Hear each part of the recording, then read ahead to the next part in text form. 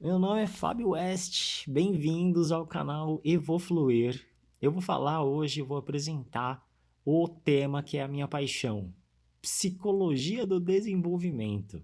O propósito desse canal é oferecer motivação, meditação, movimento e conhecimento para você. Eu já venho estudando esses temas há uns 10 anos, desde a época que eu estudava para concurso.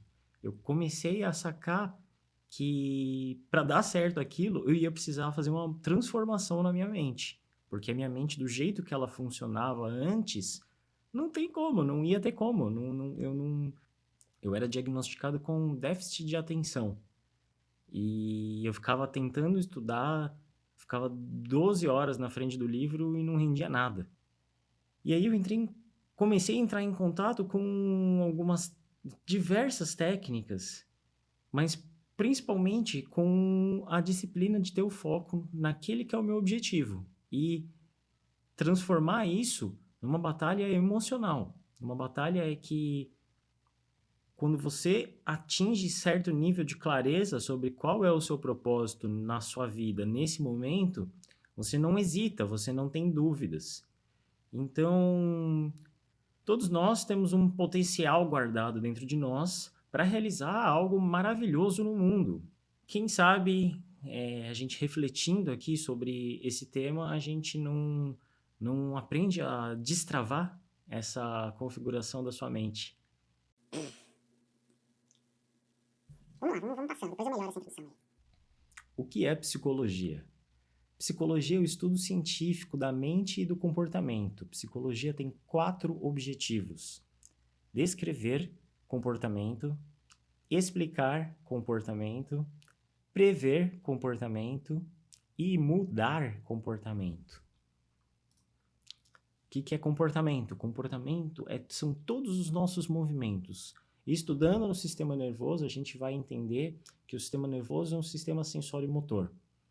Através dos nossos 5 sentidos, principalmente, mas também de outras fontes de informação, como por exemplo a informação da posição do nosso corpo no espaço, da distância com que a gente está da parede e a percepção da nossa própria tensão interna, a percepção da nossa respiração, a percepção da dor, a percepção da fome.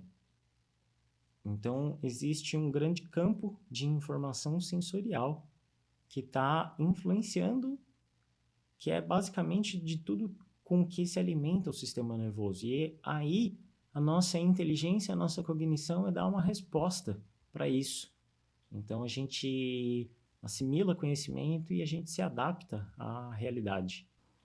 Diferentes linhas de trabalho e estudo foram teorizadas sobre psicologia do desenvolvimento humano que merecem ser contempladas e se complementam entre si.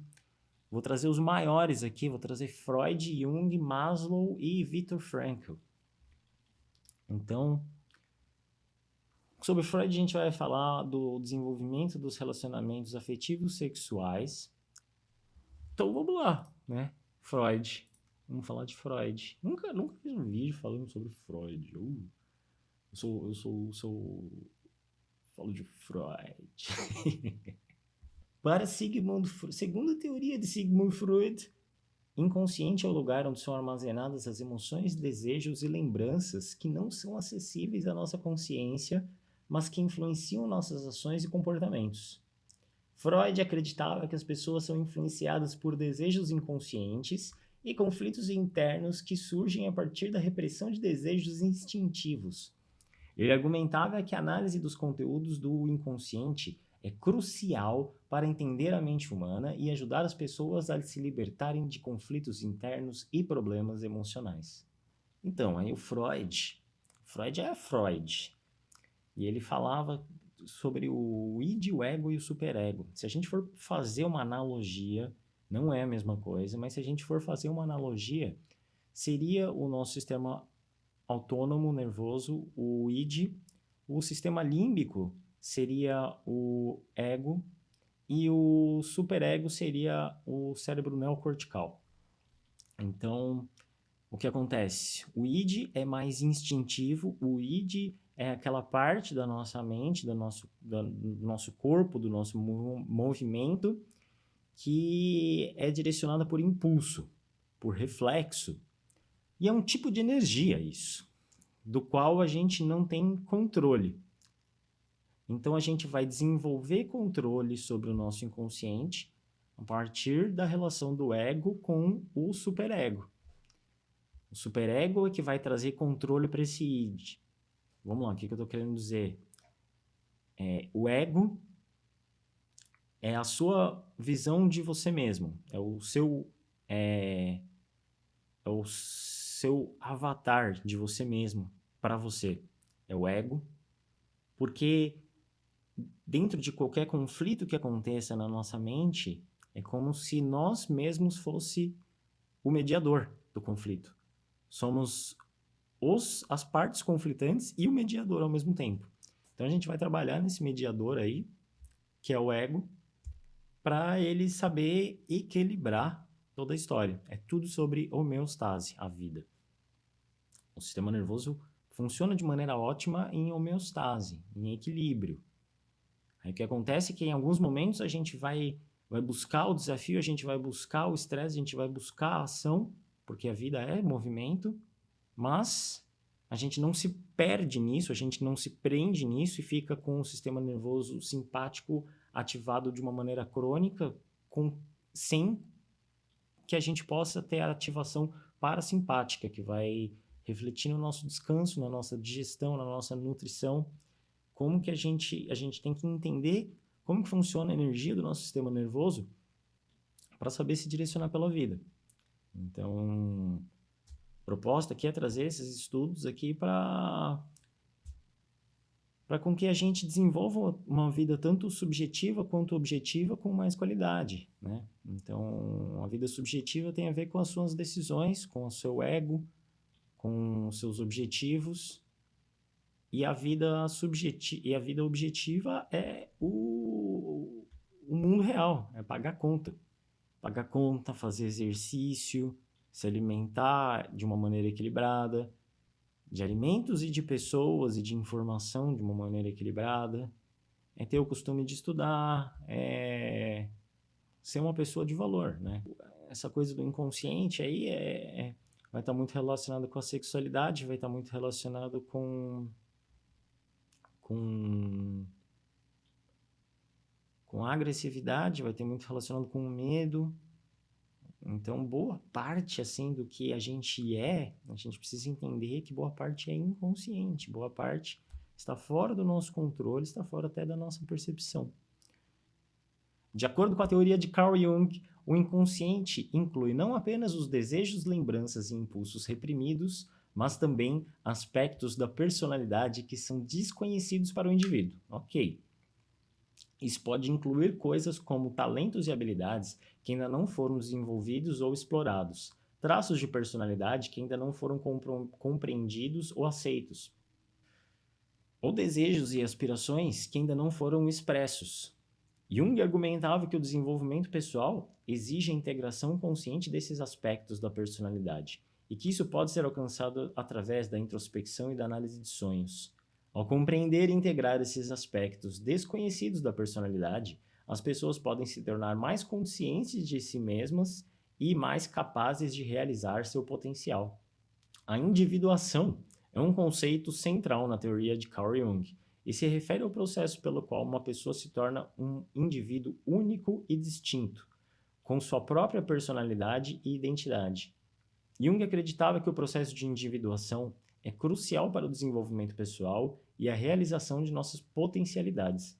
Ele argumentava que ao longo da vida, as pessoas enfrentam desafios que exigem que elas se desenvolvam e cresçam como indivíduos, e que para isso é fundamental alcançar a plena realização pessoal. Realização pessoal é o termo usado para descrever o atingimento de um estado de plena satisfação e bem-estar em relação à vida pessoal e profissional. Para Carl Jung, a realização pessoal é alcançada através da integração dos aspectos inconscientes da personalidade, enquanto para Abraham Maslow é alcançada através do atendimento das nossas necessidades básicas e superiores. De acordo com a teoria da hierarquia das necessidades de Maslow, as necessidades básicas incluem coisas como comida, abrigo e segurança, enquanto as necessidades superiores incluem coisas como autorrealização, respeito e amor. A realização pessoal é atingida quando uma pessoa consegue atender suas necessidades básicas e superiores e se torna capaz de expressar a sua personalidade de maneira plena e criativa. Isso pode incluir alcançar metas pessoais e profissionais, encontrar um propósito significativo na vida e estabelecer relacionamentos saudáveis e satisfatórios. Já Viktor Frankl, o pai da logoterapia, a realização pessoal é alcançada através da busca de um propósito ou significado na vida. Frankl argumentava que as pessoas têm uma necessidade fundamental de encontrar um sentido para suas vidas e que isso é crucial para o bem-estar emocional e psicológico. Ele acreditava que quando as pessoas encontram um propósito ou significado em suas vidas, elas se sentem mais motivadas e satisfeitas e são capazes de enfrentar desafios com maior resiliência e determinação. Para Frankl, a realização pessoal é alcançada quando uma pessoa encontra um propósito ou significado em sua vida e segue esse propósito de maneira coerente e consistente. Isso pode incluir coisas como dedicar-se a uma causa importante, desenvolver habilidades e talentos ou encontrar uma forma de contribuir para a sociedade de maneira positiva. Enquanto a teoria de Maslow enfatiza a importância de atender às necessidades básicas superiores, a teoria de Frankl enfatiza a importância de encontrar um propósito ou significado na vida. Esses caras são os caras, entendeu? Tá faltando um. Tá faltando um cara importantíssimo, mas esses caras são os caras. Então, eu quero falar de Piaget. Piaget é gênio, Piaget é fantástico. E Piaget é considerado como o pai da psicologia do desenvolvimento. No entanto, ele se autodenominava como um epistemólogo genético, epistemologista genético. O que isso significa? Epistemologia significa o estudo do conhecimento. E genética se dá pela formação biológica do ser. Então, é como o conhecimento vai se formando organicamente nas nossas vidas. O que é esse conhecimento? O conhecimento vai sendo construído pelo equilíbrio entre assimilação e acomodação. A noção de assimilação é como se a criança visse uma foto embaçada que vai melhorando a resolução, entrando mais no detalhe. Então,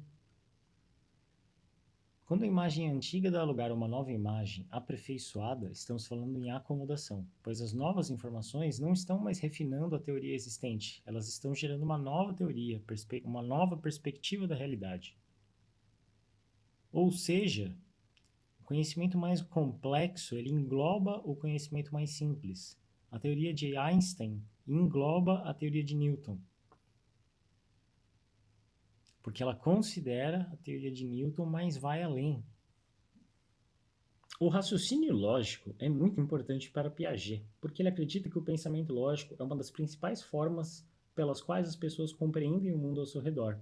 Segundo Piaget, o raciocínio lógico é um processo pelo qual as pessoas analisam e interpretam informações de maneira crítica e sistemática para chegar a conclusões e tomar decisões. Piaget acreditava que o raciocínio lógico desenvolve-se ao longo da infância e da adolescência, e que essa habilidade é fundamental para o desenvolvimento cognitivo e para o aprendizado ao longo da vida. Ele propôs que as pessoas passam por diferentes estágios de desenvolvimento cognitivo, cada um caracterizado por diferentes habilidades de pensamento e raciocínio lógico. Além disso, Piaget acreditava que o raciocínio lógico é importante para a resolução de problemas e para a tomada de decisões, e que é uma habilidade fundamental para o sucesso no mundo adulto. Por essas razões, o raciocínio lógico é considerado uma habilidade importante para se desenvolver e cultivar ao longo da vida. O que dá para desenvolver? Então dá para desenvolver as sensações por meio de terapia, por meio de massagem, por meio de técnicas contemplativas, como meditação, tai chi, yoga, caminhada, estar na natureza. Diversos tipos de práticas, de vivências, proporcionam desenvolvimento sensório-motor. Então, aqui eu vou procurar trazer o que eu descobri de mais interessante e que tudo começa na respiração. A respiração é a manifestação da energia. A nossa emoção é que comanda a nossa respiração. O estresse crônico é um sentimento de medo constante. O medo do futuro é a ansiedade. Isso gera tensão muscular, que gera inflamação, dificuldade de respiração. E geralmente é inconsciente para a pessoa que ela tem esse padrão de tensão neurótico, justamente porque ele tem uma origem psicológica, porque ele tem origem em uma história que não ficou bem assimilada para a pessoa. Porque a gente assimilar situações estressantes na nossa vida é necessário para o processo de homeostase. Então, o transtorno de estresse pós-traumático é justamente quando o estímulo, quando a informação é tão agressiva, tão intensa, que a resposta de estresse permanece e a pessoa não volta para o estado de relaxamento, para assimilar aquilo. Então, ela fica disparada com o estresse e isso fica voltando para ela e voltando e não acaba se tornando uma obsessão que ela não consegue tirar da cabeça e atrapalha o bom andamento da vida. A técnica para vencer a ansiedade é justamente se expor aos desafios, se desafiar progressivamente. Não adianta colocar a meta lá em cima muito rápido.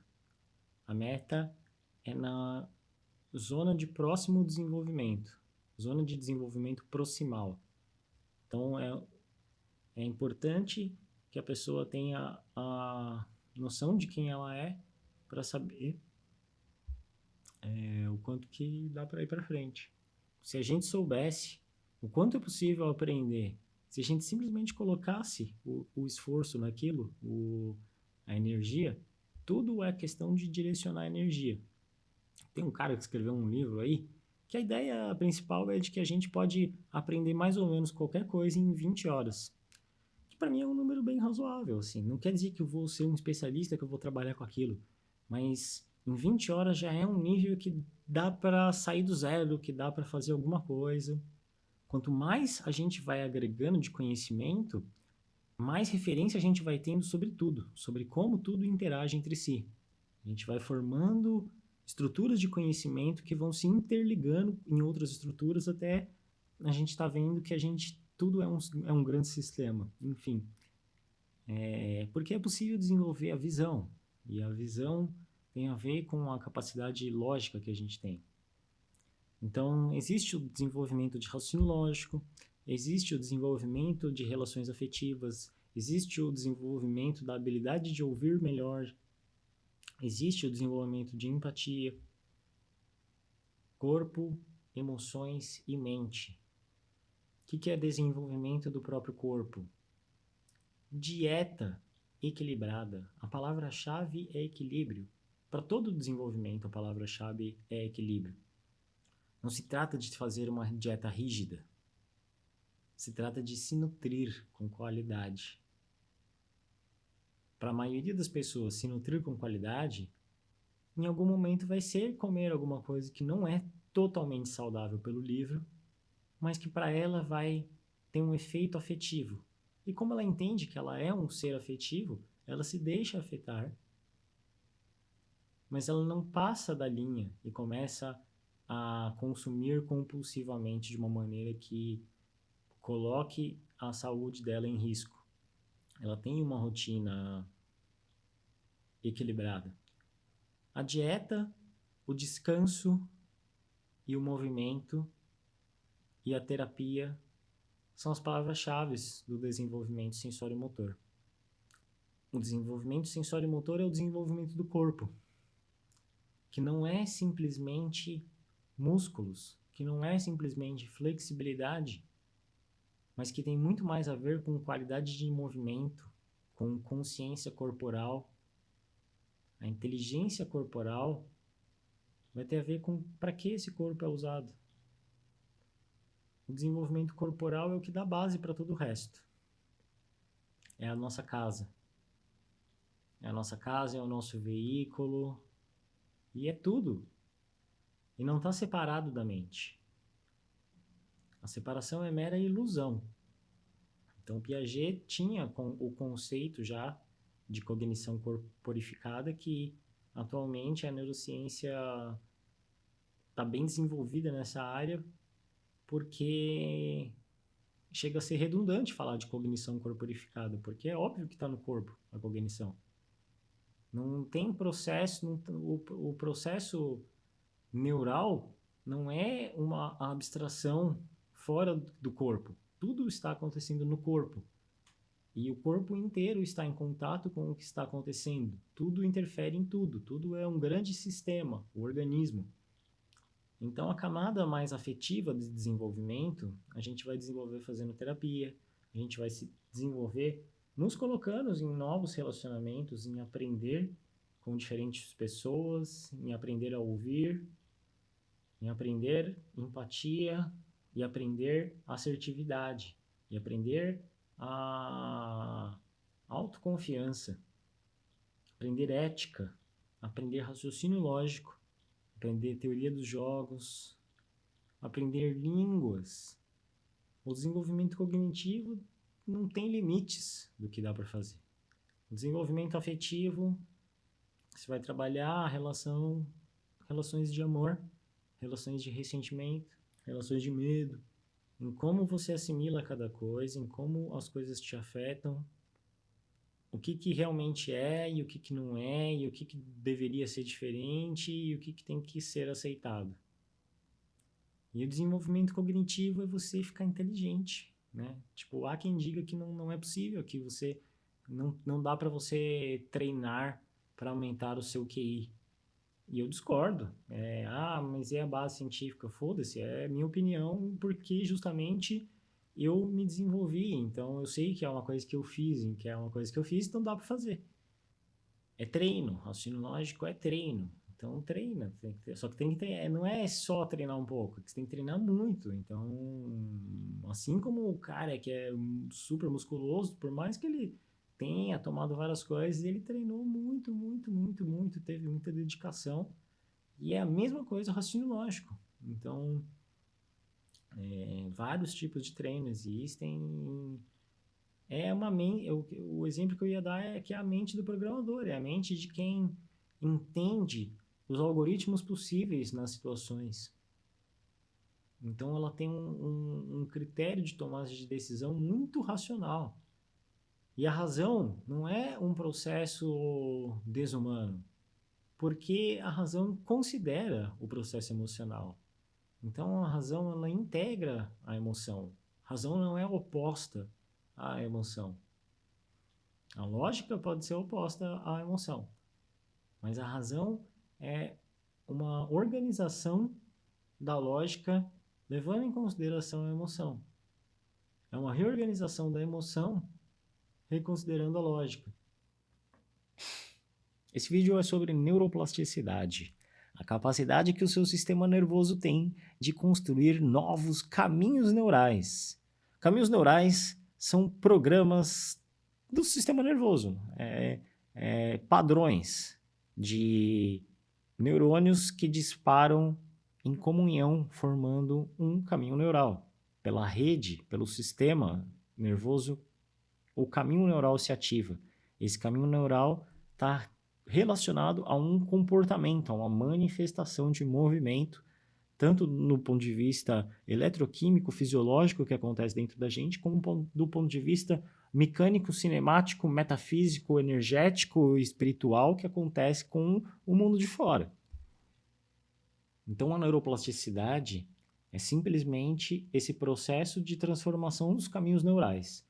Como assim? Então, digamos que eu tenho um padrão de quando eu tenho que falar em público, eu fico com muito medo. E aí não consigo, eu fico ansioso, eu fico nervoso e aí eu acabo perdendo as palavras.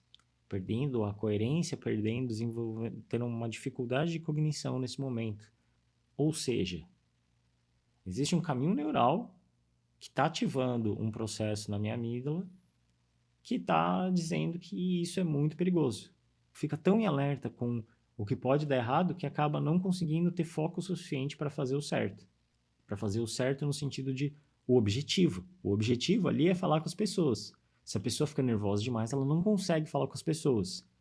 Então, a fortitude da sua prática em relação ao seu objetivo é o que vai fazer com que você tenha sucesso na vida, certo? Então, é tudo uma questão de neuroplasticidade. Quanto mais você treina, tem um bicho um pouco considerável aqui. Quanto mais você treina sobre algum assunto, melhor você vai ser, melhor você vai ficar. Então é sobre isso. É sobre aceitar as suas imperfeições, as suas falhas, mas está sempre com uma mentalidade voltada para a evolução, está sempre com uma mentalidade voltada para crescer, voltada para o progresso, voltada para ficar mais rico, para ficar mais forte, para ficar mais bonito, para ficar mais inteligente, para se relacionar melhor. Ir desenvolvendo o que tem de melhor dentro da gente. Esse que é o jogo.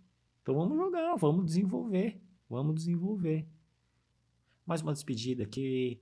Foi um prazer estar com vocês nesses últimos minutos. Eu agradeço de coração que você esteja aqui até agora.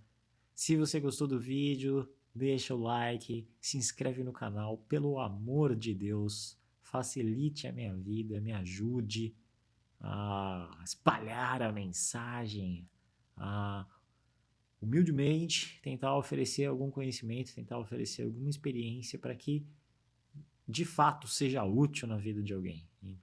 Mas se você não concorda com alguma coisa e quiser falar nos comentários, se você concorda, quiser falar nos comentários, se você quiser marcar algum amigo para ver, marca lá nos comentários. E pode mandar perguntas, mandar temas de vídeos. E estamos aí. Fábio Oeste, esse foi o Psicologia do Desenvolvimento, uma introdução aí. E eu vou fluir. Um abraço.